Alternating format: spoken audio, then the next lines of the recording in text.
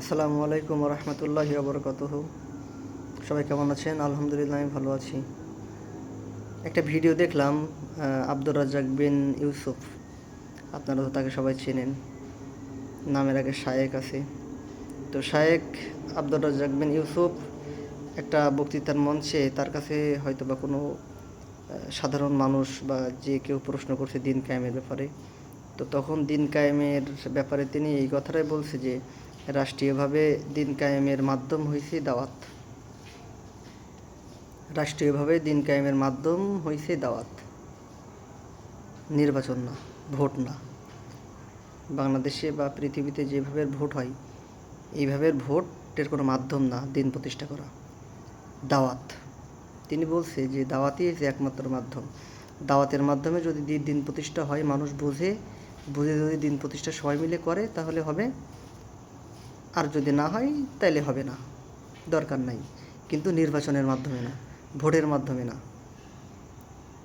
এবং তিনি একথাও বলছে যে যখন ফিরাউন নীল নদে ডুবে মরছিল তখন তো মিশর খালি ছিল, মানে জনশূন্য ছিল না, নেতৃত্ব শূন্য ছিল।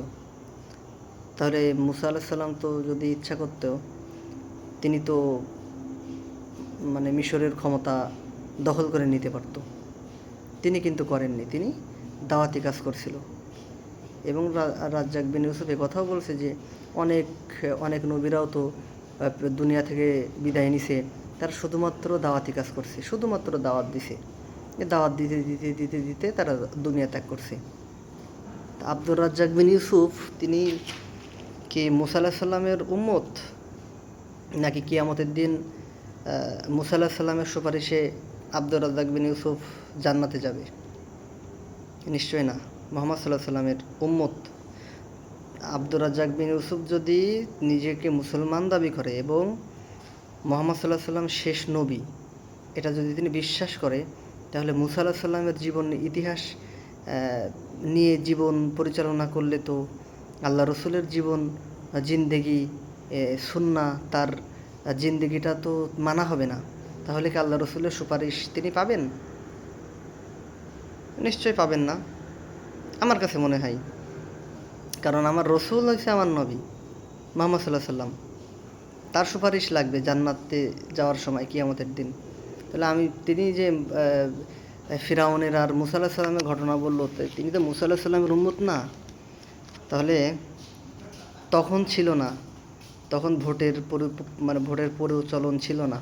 আব্দুর রাজ্জাক বিন ইউসুফ তারও তো বয়স 60-65 হবে আনুমানিক, 60-65 অবশ্যই হবে ইনশাল্লাহ। তো তিনি তো দাওয়াতি কাজ করে, তিনি তো কোরআন হাদিসের আলোচনা করে, তার মাহফিলেও তো শত শত হাজার হাজার লোক হয়। তাহলে তিনি কেন বুঝাই তিনি এখনও পর্যন্ত দিন প্রতিষ্ঠা করার জন্য তো কোনো পদক্ষেপ, কোনো ভূমিকা, কোনো কার্যক্রম তো আমরা তো কিছু দেখি না। তাহলে কবে হবে? শুধু কি মসজিদে বসে বসেই মানে মানে মসজিদে বসে বসে দাওয়াতি কাজ করলে হবে? মসজিদে বসে বসে শুধুমাত্র দাওয়াতি কাজ করলে যদি দিন প্রতিষ্ঠা হইতো, তাহলে আল্লাহ রসুল কেন এত জুলুম নির্যাতন স্বীকার করলো? দাঁত ভাঙলো কেন? মাথার ভিতরে মাথার ভিতরে লোহা ঢুকছিল কেন? সাহাবিরা সাহাবিরা যুদ্ধ করলো কেন? সাহাবিরা কেন শাহাদাত বরণ করলো? কিসের জন্য? আল্লাহ রসুলও তো মনে করতো ঠিক আছে, আমি শুধুমাত্র দাওয়াতি কাজ করব, দাওয়াত দেব, যদি কারোর ভালো লাগে ইসলাম ধর্ম গ্রহণ করবে, আর যদি কেউ না করে তাহলে করার দরকার নাই। আমার দাওয়াতি কাজ করার দরকার, শুধুমাত্র দাওয়াতি কাজ করেই ছাড়বো, আমার এত কিছু দরকার নাই। বলতে পারতো কি না? বলছিল? নিশ্চয়ই বলেনি। তার নবুয়তের পরে 23টা বছর অস্ত্র, 23টা বছরই শুধুমাত্র তরবারি, 23টা বছরই তরবারি, অস্ত্র তরবারি, তসবি না, মসজিদ না, সুবহানাল্লাহ আলহামদুলিল্লাহ না, তার 23টা বছরই তরবারি।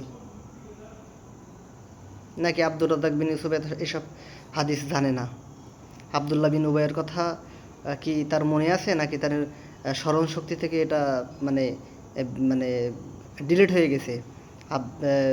আবদুল্লাহ বিন উবাই তিনি তো আল্লাহ রসুলের সাহাবী ছিল, তার পিছনে নামাজ পড়তো। তা তিনি কেন মানে মরার সময় কেন তিনি আল্লাহর পথে থেকে মরতে পারেনি? জানেন তো নাকি আপনারা?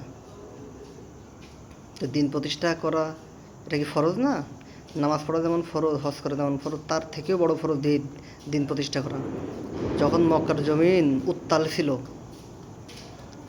জুলুম, নির্যাতন, অপকর্ম, অন্যায়, অশ্লীলতা ছেয়ে গেছিল, তখনই তো এই এই যে আয়ামে জাহিলিয়াতের যে যুগ, সেই জাহিলিয়াতের যুগ থেকে স্বর্ণ যুগে রূপান্তর করার জন্যই তো মুহাম্মদ সাল্লাহ সাল্লামের মক্কার জমিনে আল্লাহ তাআলা পাঠাইছিল।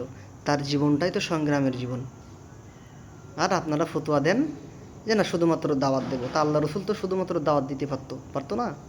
তিনি কি শুধুমাত্র দাওয়াত দিছে? তিনি কি অস্ত্র হাতে নেননি? যুদ্ধ করেনি? সবসময় মুখের কথায় তো চিড়ি ভিজবে না। মুখের কথায় যদি হবে, তাহলে আল্লাহ রসুল কেন এত কষ্ট করলো? কিসের জন্য করলো? সাহাবীরা কেন শাহাদাত বরণ করলো? কেন তারা যুদ্ধ করলো? তারা তো শুধুমাত্র দাওয়াতি কাজ করতে পারতো। এইসব ভণ্ড মানুষের কারণে, এইসব আলেমদের কারণে বাংলাদেশে ইসলাম প্রতিষ্ঠা হয় না। ঠিক আছে? এইসব হুজুরদের কারণে, এইসব ফতোয়াবাজির কারণে কিয়ামতের দিন হিসাব হবে আব্দুর রাজ্জাক বিন ইউসুফ সাহেব আল্লাহর আদালতে। আপনার এই বক্তব্যের জন্য আল্লাহর কাঠগড়ায়, আপনাকে আসামির কাঠগড়ায় দাঁড়াইতে হবে। ঠিক আছে? আপনারা খেলাফত প্রতিষ্ঠা করবেন কিভাবে? মুখের কথাই? তাহলে আল্লাহ রসুল তো মুখের কথাই তো হইতো তাহলে, যে তোমরা এগুলো করবা না। কে শুনলো না শুনলে নাই শুনলো। তাকে আল্লাহ তাআলা বলেছিল তোমাকে বাধ্য করতে হবে, মানুষের এখান থেকে ফিরায় আনতে হবে। মুখে বলো, মুখে যদি না হয় হাত দিয়ে বলো, হাত দিয়ে যদি না হয় তখন অস্ত্র ধরো। যতদিন পর্যন্ত মুসলমানরা অস্ত্র ধরছিল, 23 বছরের জিন্দেগি, রাসূল সাল্লাল্লাহু আলাইহি ওয়াসাল্লাম 23 বছরের জিন্দেগি যতদিন পর্যন্ত পৃথিবীতে চলমান ছিল, এই সুন্নাত যারা মানছে ততদিন পর্যন্ত সমগ্র পৃথিবীর মালিক ছিল মুসলমান। আর শুধুমাত্র আপনাদের মতো হুজুরদের কারণে, এইসব ফতোয়াবাজির কারণেই আজ মুসলমানরা সমগ্র পৃথিবীতে মার খায়। ঠিক আছে? এইসব ফতোয়াবাজি বন্ধ করেন, ইসলামী আন্দোলনের বিরুদ্ধে ফতোয়াবাজি করেন না। আব্দুর রাজ্জাক বিন ইউসুফ সাহেব এসব ফতোয়াবাজি করে কিয়ামতের দিন পার পাবেন না। আল্লাহর আদালতে আসামির কাঠগড়ায় দাঁড়াইতে হবে আপনারও। আপনার শুধুমাত্র এই বক্তৃতার কারণে। আপনি কি বুঝান? আপনি কি বুঝেন? আপনি কি মুসা আলাইহিস সালামের উম্মত? মুসা আলাইহিস সালামের সুপারিশে আপনি জান্নাতে যাবেন, নাকি মুহাম্মদ সাল্লাল্লাহু আলাইহি সাল্লামের সুপারিশে জান্নাতে যাবেন? আপনি সাবধান হয়ে যান এখনও। মৃত্যুর আগে ভীমরতিতে ধরছে আপনাদের সবার। হ্যাঁ, বয়স হয়ে গেছে তো। এর আগেও তো অনেক হুজুর, তারাও তো মৃত্যুর আগে একটু ঝুট ঝামেলা করেই মারা গেছে। তো আপনিও কি সেই পথের পথিক হতে যাচ্ছেন নাকি? সেরকম তো মনে হচ্ছে। আপনারা শুধুমাত্র হাত তোলা নাকি হাত ছেড়ে? হাত বাঁধতে হবে কোথায়? জোরে আমিন বলতে হবে নাকি আস্তে আমিন বলতে হবে? আপনাদের ফতোয়া হলো এই হলো আপনাদের ইসলাম, এই হয়েছে আপনাদের ইসলাম। ঠিক আছে? তো ভিডিওটা সবাই মনোযোগ দিয়ে শুনবেন, যদি ভালো লাগে শেয়ার করবেন, আর মতামত কমেন্ট বক্সে জানাবেন। যদি নতুন ভিডিও শুনতে ইচ্ছা হয় বা ভালো লাগে, আমার চ্যানেলটা সাবস্ক্রাইব করবেন। সে ভালো থাকেন। আসসালামু আলাইকুম ওয়া রাহমাতুল্লাহি ওয়া বারাকাতুহু।